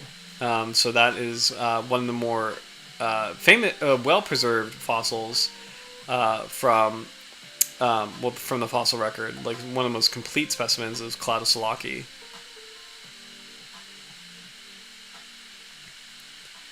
Spinner shark, Carcharodontis brevipinna. They actually get pretty big, surprisingly. Lysodus, so interesting shark from 260 to 90 million years ago, so fairly modern looking. I do love that the shark size chart's getting a little bit bigger. Lonchiodon, so we're starting to get into species that are a little bit closer to human size, but crested bullhead shark's not that. Megatenopetalis, 80 to 90 million years ago. So this is a shark from the Cretaceous period. And very broad pectoral fins, almost looks like a bony fish, which is kind of fun. Libanopristis hiram, an ancient kind of saw shark. And actually this image is a little questionable because that almost looks like a sawfish image, but we can move on. Kitefin shark, Delatius lica, very common deep water species of today. Glycmanius, kind of a famous ancient prehistoric shark from 360 to 300 million years ago. So, if I have my chart correct, that is Carboniferous period. So,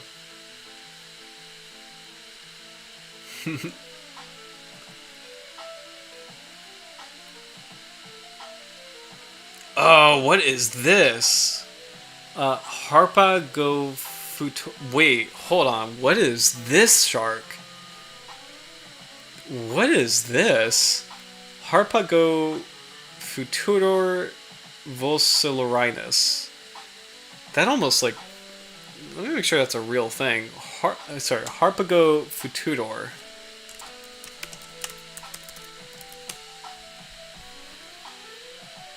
Harpagofutor. What in the world? The antlered eel shark? This is a real shark. Oh my gosh. Harpagofutor is an extinct genus of eel-like cartilaginous fish from the early Carboniferous. It's primarily known from complete specimens discovered in the Bear Gulch limestone of Montana, as well as isolated tooth from Scotland. Look at this. This is a bizarre shark. Look at this. I'm trying to look. Okay, let me zoom out so you can actually see it. Zoom out.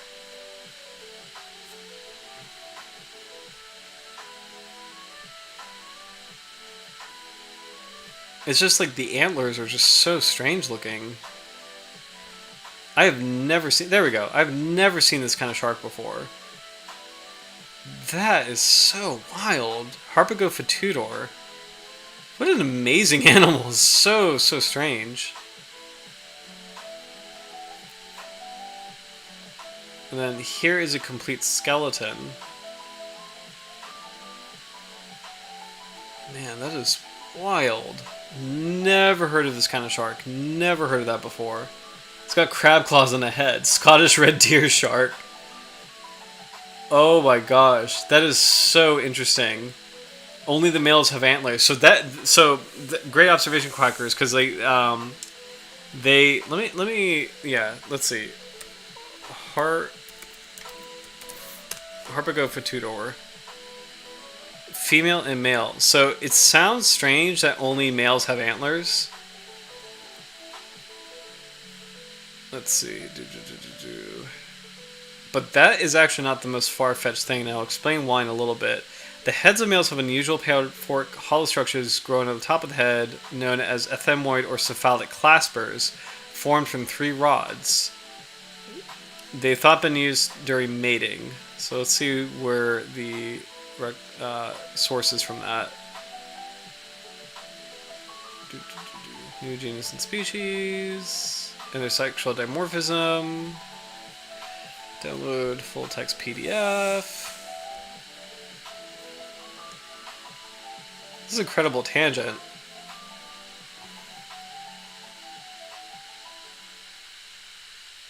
Never heard of this before.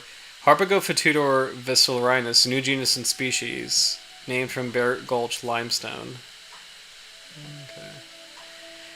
A new, hold on. And it kind of may not be true. It's definitely a shark relative. It may not be like a true shark, but here we go. Per se. Here we go. A new chondrenchelioid bradyont, Harpagofutor vocillorinus, is described from the Nemurian Bear Gulch limestone beds. Bear Gulch, member of the Heath Formation of Montana, is a blade-like body formed with a low continuous dorsal fin, segmental vertebral arcualia, and a biserial archipterygial pectoral fin, as does Conroe-Nicholls problematica. There are 2 paired flat upper tooth plates and a symphysial plus 2 paired crushing lower tooth plates. Males have large paired distally biramous ethmoid claspers. In Conroe-Nicholls problematica, the interior set of the 2 paired upper plates is sharp edge shearing past the sharp median, and 2 anterior paired lower plates. posterior pair of both upper and lower places durophagous. Male Conroe-Nicholls have so many Latin words. Hypertrophy pectoral fins, while females have slightly built fins. Pelvic fins of females in both species are reduced. The Carboniferous toothplate genera of Platychistrodus and Solenotus are tentatively assigned to this order. Okay. So, I just wanted to verify that this wasn't just like made up stuff, that this is actually actual paleontology. And it's not actually the most surprising thing that male and female prehistoric sharks have such different features, and I'll explain why. So we do see sexual dimorphism in sharks today, and the famous case, aside from the fact that female sharks tend to be larger and have thicker skin, is in sand devils, which is a kind of angel shark. Sand devil males have thorny pectoral fins. They actually have actual noticeable thorns on their pectoral fins, whereas female sand devils don't have that. They have very smooth fins. And here we go. This is the weird feature on males of this species. So, so there is sexual dimorphism in modern sharks, and it can be beyond the thick skin thing. It can be other traits like the dermal denticles. So that's part one of how this actually kind of makes sense. Part two is that modern chimera males actually do have a appendage on their head that assists with mating. It is this weird, unique thing to male chimeras that help with mating. And the fact that these organs near the head of the shark actually might kind of function as claspers or some kind of like hypermodified clasper is actually not that far-fetched. Given that chimeras do have it's not as drastic as this, but they do have that kind of feature. And the fact that, again, sexual dimorphism exists in sharks today, with that sand devil example as an example. So it's bizarre but incredible, and I think this is legit. I think this is actually real.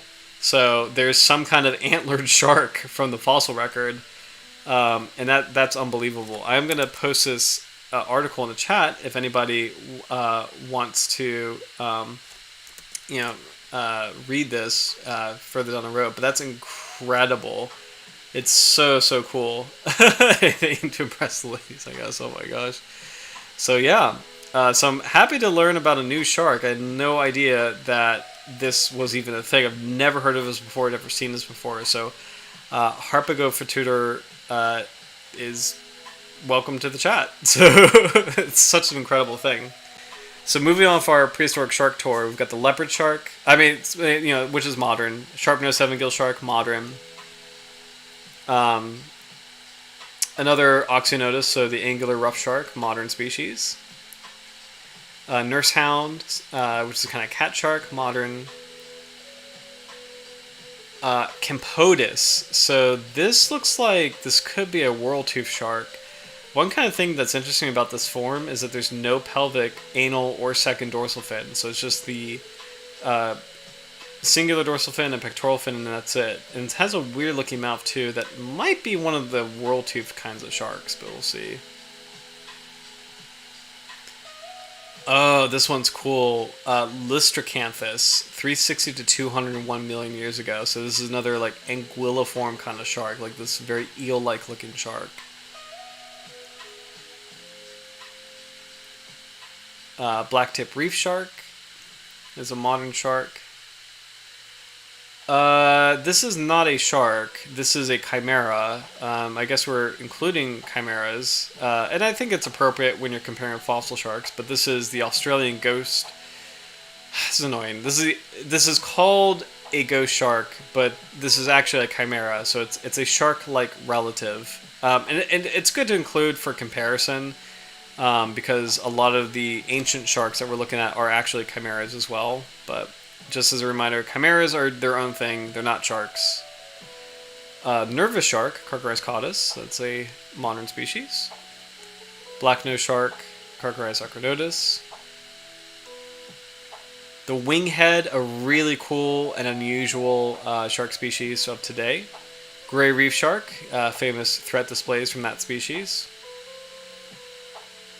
Zebra bullhead shark, that's a modern shark. Oh, here we go. Aquila lamna millarchi. So this is a very unusual kind of shark, but this is real. It's kind of like a whale shark in the sense it's a filter feeder, but it has these like weird like wing-like pectoral fins, and it doesn't seem to have a dorsal fin or an anal fin or pelvic fins. It's just has these like wings, so very strange looking, but it is a real prehistoric shark from 65 million years ago, so around the Endocretaceous period. Another chimera. This is just, I think this one's also known as rabbitfish. The pointy-nosed blue ratfish is a chimera. Metopacanthus. This is very freaky looking. So it has these like jaws with these like kind of squat teeth. This is 182 million years ago. So that is the Jurassic period. So Jurassic period, and it looks like it has two jaws, but it doesn't. The upper set has these enlarged dermal denticles and a prominent like kind of like horn almost, but it's not jaws. It's just like this weird looking extension of its head. So it's a very strange looking animal. But when you think of like things like cow-nose rays, which have like the weird like lobes, that kind of evolutionary form is not that surprising. We have an angel shark, common angel shark, the frilled shark. So it's really cool to see that frilled sharks are modern sharks, but you can see just with their eel-like shape how they do bear striking resemblance to a lot of what the ancient sharks look like. So this is why they're sometimes labeled as living fossils. The Ganges shark, so this is a freshwater species. Common saw shark, Prehistoric serratus. Dracopristis is an extinct shark. Seems to have very prominent fin spines. Godrichthes escaladensis is another extinct shark. Doesn't look too different from today. Kind of has like this weird eel-like mouth, and like very large lower caudal fin, but everything else looks pretty recognizable. We have the school shark, Galeorhinus galeus, the white-tip reef shark, another modern shark species. Cobolotus. This is a very interesting looking extinct shark. Now we're starting to get to sharks that are as large as humans, so kind of cool to see fossil sharks that are attaining larger sizes. Asteriacanthus aegypticus, really cool artistic depiction here. This, again, doesn't look too different from modern sharks today. Black tip shark. This is a picture of a black tip reef shark, so not a really good visual, but Hybotus, a very famous Jurassic shark of very large dorsal fin spines. So this is the same shark that was in that clip of an ichthyosaur from Walking with Dinosaurs that we saw. Diablodontus, similar related shark from the Jurassic. Sandbar shark, famous shark from today. Ornate woebegone. Now we're getting to like some bigger species. Tasseled woebegone. Yeah, these are sharks that are starting to get to the size of people. Protolamna. So based on the name, this looks like this is some kind of ancestor of white sharks. Caribbean reef shark, Carcharodon perezii, common dive species in the Bahamas. The zebra shark, very popular in aquariums today. Paleocarcharius, interesting. Paleocarcharius. The depiction almost looks like some kind of leopard shark, but I believe this is an ancestor of sand tiger sharks. False cat shark, didn't realize they got that big. Night shark, I don't think they get that big either. Snaggletooth shark, shout out to Howard, Hemiprisus elongata. The creek whaler, Carcharodontis fitzroyensis. Ischirisia is a kind of saw shark, although this looks like a modern photo, so... Cretolamna appendiculata, so this is starting to get into like ancient lamniform kinds of sharks. Cretolamna marocana, broad-nosed seven-gill shark, silver-tip shark,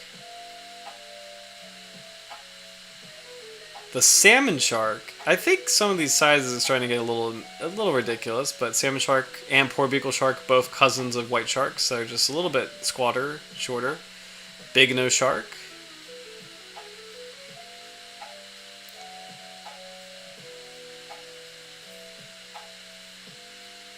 Alright, now we're getting to kind of like a larger size class of sharks, so this is going to be kind of interesting. Bramble shark, which is the echinorhiniform, so new order. Spotted woebegone. Scapanorhynchus texanus is an ancient kind of goblin shark, I think. So right there. Orthocanthus, another ancient shark species. It's pretty large. Sphenocanthus. Bendringa is a really interesting kind of shark that almost looks like a goblin shark with an extremely long snout. So very cool to see. Asterocanthus ornatissimus. Small tooth sand tiger, so modern sand tiger shark that lives in deep water. Tawny nurse shark, one of our first streams we ever did together. Sand tiger shark, famous in aquariums, critically endangered species. Copper shark, also known as the bronze whaler, famous species from today. Silky shark, pelagic species. Orodus, this is interesting. So this is a very large shark with seemingly just one small dorsal fin. The southern sleeper shark, a cousin of the Greenland sleeper. The lemon shark, very popular in tropical Atlantic. The Galapagos shark, sometimes confused with sandbar sharks from today. The blue shark, the world famous ocean-going shark. Pelagic thresher shark, so famous for that whipping tail. The oceanic whitetip, very dangerous species from today. The bull shark, an even more dangerous species from... Actually, they're probably the same as far as danger level. Scalloped hammerhead, one of my favorites. Critically endangered. Small eye hammerhead, also critically endangered. Short fin mako. Prickly shark. Dusky shark, the largest Carcharodontis, gets about 14 feet long. The longfin mako, this actually looks like a picture of a short fin mako to be honest, but the broad tooth mako, look at this, an extinct shark that existed 30 million to 1.8 million years ago. This is Cosmopolitotus cystalis. So I think I actually do have a tooth from this species. It's kind of an odd artistic interpretation here because it's giving it like tiger shark like colors, but probably more like iridescent looking in life. Nurse shark, Gingulostoma serratum. Some of these I think sizes are getting a little ridiculous. Protogingiumostoma, a ancient kind of nurse shark. Galagadon nordisquati, Isurus desori.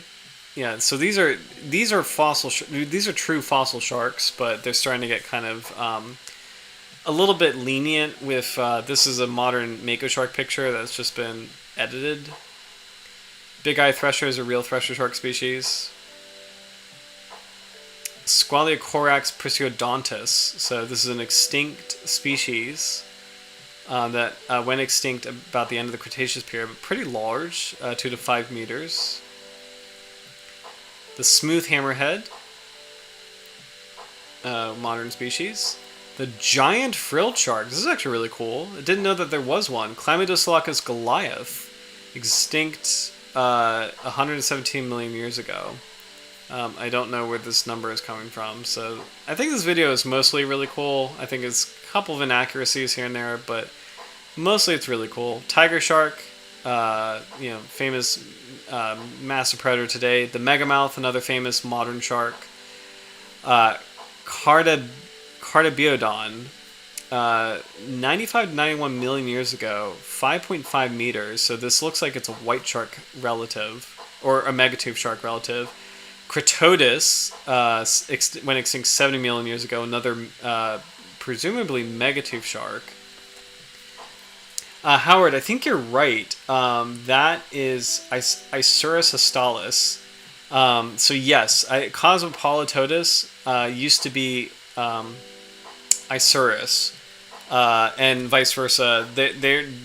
Those two geniuses are just under so much debate. So, and Roy, I definitely agree. I think the sizes are getting just a little goofy. So it's still cool to see the sharks proportionally to each other. Edestus, really cool, famous, the scissor-tooth shark. This is a famous prehistoric species. So I think relative to each other, sizes are cool to see, but relative to this diver, I think this is starting to get increasingly inaccurate. But it's so cool to see like the larger sharks. So Edestus giganticus, about 6 meters long, ancient shark with these weird jaws that kind of like zip together, like scissor together. So really freaky looking, pretty famous fossil shark species. Sarcoprion is something that looks almost akin to a world tooth shark, so another interesting fossil species. Blunt-nosed six-gill shark, which they do get massive. The great white, which, I mean, you can see that this is just getting really silly. Yeah, white sharks don't get that big. So I think what this video is doing is that it's just taking the absolute extreme maximum size of a shark can potentially get, but really the true average size of these species is probably half of what you're seeing, really. So, but once you get into these larger size classes, it's still pretty impressive. So, great hammerhead, technically, yeah, I mean, they do get really big. Goblin shark, I don't think they get that big. I don't know why it's up here in like these heavyweights. Common thresher, it's just, yeah, this is starting to get a little silly. Serrated giant thresher. It's kind of interesting because this is just a normal thresher shark photo, but it's actually kind of cool that there was a giant thresher shark from the past that got to be potentially impressive sizes. Now I think it's going to do another reset. Just getting a little silly, but kind of cool to see who are the largest sharks.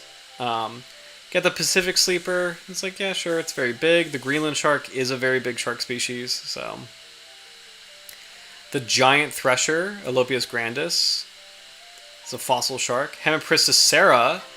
So again, Howard, this really cool Hemipristis shark. Is this accurate? The 7 to 7.6 meters. It's also known as a snaggletooth shark. So. And Roy, yes. So giant or long, I think this video is working on long. So it's not. I think the sizes are not accurate. Credoxyrhyncha mantelli looks like a white shark or megatooth shark relative from the past. Onchopristis numidus looks like it's an ancient kind of saw shark looking thing. Onchopristis dunklei. Unless they're intentionally including sawfish. Oh, this is cool. Atlanticopristis equatorialis. Paratodus. Sorry, there's a lot going on. So they might be including sawfish intentionally, and if so, that's fair because they were including chimeras intentionally too. So, Paratodus benedini. I'm not sure what this is, but Atodus is a megalodon or cousin. So this actually might be a kind of megatooth shark. Megalamna paradoxodon. Atodus anguistidens. So this is a relative of Megalodon. This is actually, I think, an ancestor of Megalodon. So we also call it Carcocles anguistidens. The genuses have kind of changed a lot. Otodus auriculatus, so this is another ancestor of Megalodon, so the Megalodon lineage got bigger and bigger as time went on. Oh, this is cool. Ancypleurodontus prisii. I'm not sure what this is. It's a really freaky looking shark from the past. Picotus rugosus. This almost looks like some kind of like nurse shark. Or not, yeah, it's some kind of like, or Tychodus, sorry, Tychodus rugosus. It looks like some kind of like nurse shark relative, so. Tychodus, oh, but I'm eating my words. The jaws looks really different, so this is actually probably more of an ancient shark. Tychodus altior. We're getting close to the end. Tychodus anonymous. So these actually are looking more like sand tiger sharks in these artistic interpretations. Oh, cool. Howard, a huge treasure shark relative, more common in California, Paratodus, reached massive size. It's so cool. Howard, I suspect great whites grew a bit larger in prehistoric times. Yep. That is so, so cool.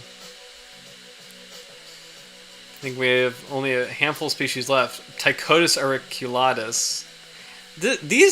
These are all the same genuses, but they're just like being depicted so differently. So let's actually look up what Tychodus is really quickly, because all these images are just depicting some kind of weird animal. Tychodus is a genus of extinct large durophagous shell-crushing lamniform sharks from the Cretaceous period. So the images that look more like a sand tiger shark are accurate. This one is actually probably more accurate, because that looks more like a sand tiger shark. Tychodus atokensis, Tychodus beluchii or beluchi, Tychodus concentricus. So there's actually a lot of these. Tychodus elevatus. There's actually so many Tychodus. So interesting.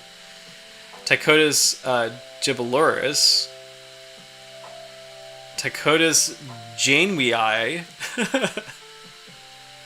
Tychodus mahacalensis, Tychodus multistriatus. It's a really cool group of sharks. Tychodus owenii. So this is actually a really cool group of fossil sharks to study, because there's so many of them. Tychodus Pachyculatus, Tychodus polygoris. Sorry, like there's just so many. Tychodus spectabili. What in the world? Tychodus decurrens. Tychodus marginalis. So many of these sharks. Tychodus mammillaris. Tychodus latissimus. We're almost at the end. Tychodus whipplei, Tychodus mortoni, and then finally Leptostriax macrorhiza, Parahelicoprion. So this is like the world tooth shark. Parahelicoprion merioswarezi,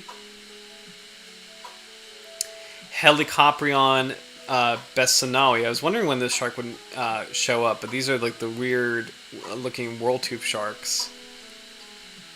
Very, very strange and alarming how large it got. Helicoprion ferrari, another world tooth shark. Basking shark. So this is actually a really good visual of how large all of these prehistoric sharks got compared to the modern basking shark. Otodus obliquus, so this is a megatooth shark. So imagine a basking shark that actually had teeth. That's really insane. I mean, like large predatory teeth. Amnotodon is an ancient goblin shark. Parahelicoprion clerci. Carcocles chubutensis, Carcocles chubutensis. So these guys also know, like these teeth. These are megatooth sharks. They're ancestors of megalodons. They're also known as chubs. So when people go fossil hunting, they'll collect these teeth from the species and call them chubs. Carcocles axuaticus. So we're getting close. These are all megatooth sharks, and these are close to Megalodon. This is a giant whale shark ancestor or relative. This is Eorhynchodon tiachenensis. So this is actually an ancient cousin of whale sharks. This artistic interpretation is so interesting with the color palette. But the whale shark, so the modern whale shark right here. And finally, Carcocles megalodon. So the infamous Meg looks like it was the largest shark that ever lived. And I think it's the last one in this video. So, and that's it. So, we're a little bit past 11, but I definitely wanted to feature all of the shark species just to kind of compare and see what they were like. So. Oh man, well, it's past 11, so I will stop for now. But guys, thank you so much for watching. That was like a fun little side tangent. I know we typically cover modern sharks, but it's really cool to dive into the past and learn more about ancient sharks. And it was really fun that the particular that horned, that antlered shark with the really, it's hard. I don't have the name with me again. Here we go. I actually do. Harpagophytator. Let me put that in here. Oh, thank you, Howard. Thank you. Harpagophytator. Harpagophytator was a new shark from the past that I've never ever heard of before, so it was really cool to learn about that species and learn about its extreme sexual dimorphism. But overall, super fun stream. I really appreciate you all being here, and I'm excited for next week's Mandarin Reef Shark. I think that one's going to be really colorful and really cool to explore. But I'm glad we got to touch base on shark evolution, and I'm glad we got to explore how the modern shark orders evolved in the Jurassic period. And finally, I'm glad we got to see a visual of the insane differences between ancient sharks and how they compare, and then how large they got. And it's kind of cool to see that, yeah, Megalodon was a superlative, but, the sharks that we have today, like the whale shark and the basking shark, rivaled some of the maximum sizes of sharks of the past. So it was kind of cool to compare them all. But yeah, I really appreciate you guys being here tonight, and I'm glad you enjoyed tonight's fossil special. I think it was a good direction for tonight, and I'm excited to come back to the present with the Mandarin Reef Shark next week. But until then, hope you guys have a great rest of your week, and hope you enjoy the fall weather, and I will see you next week for the colorful and new Mandarin Reef Shark. But until then, take care, cheers, and thank you so much for watching. Have a good night, guys. Bye.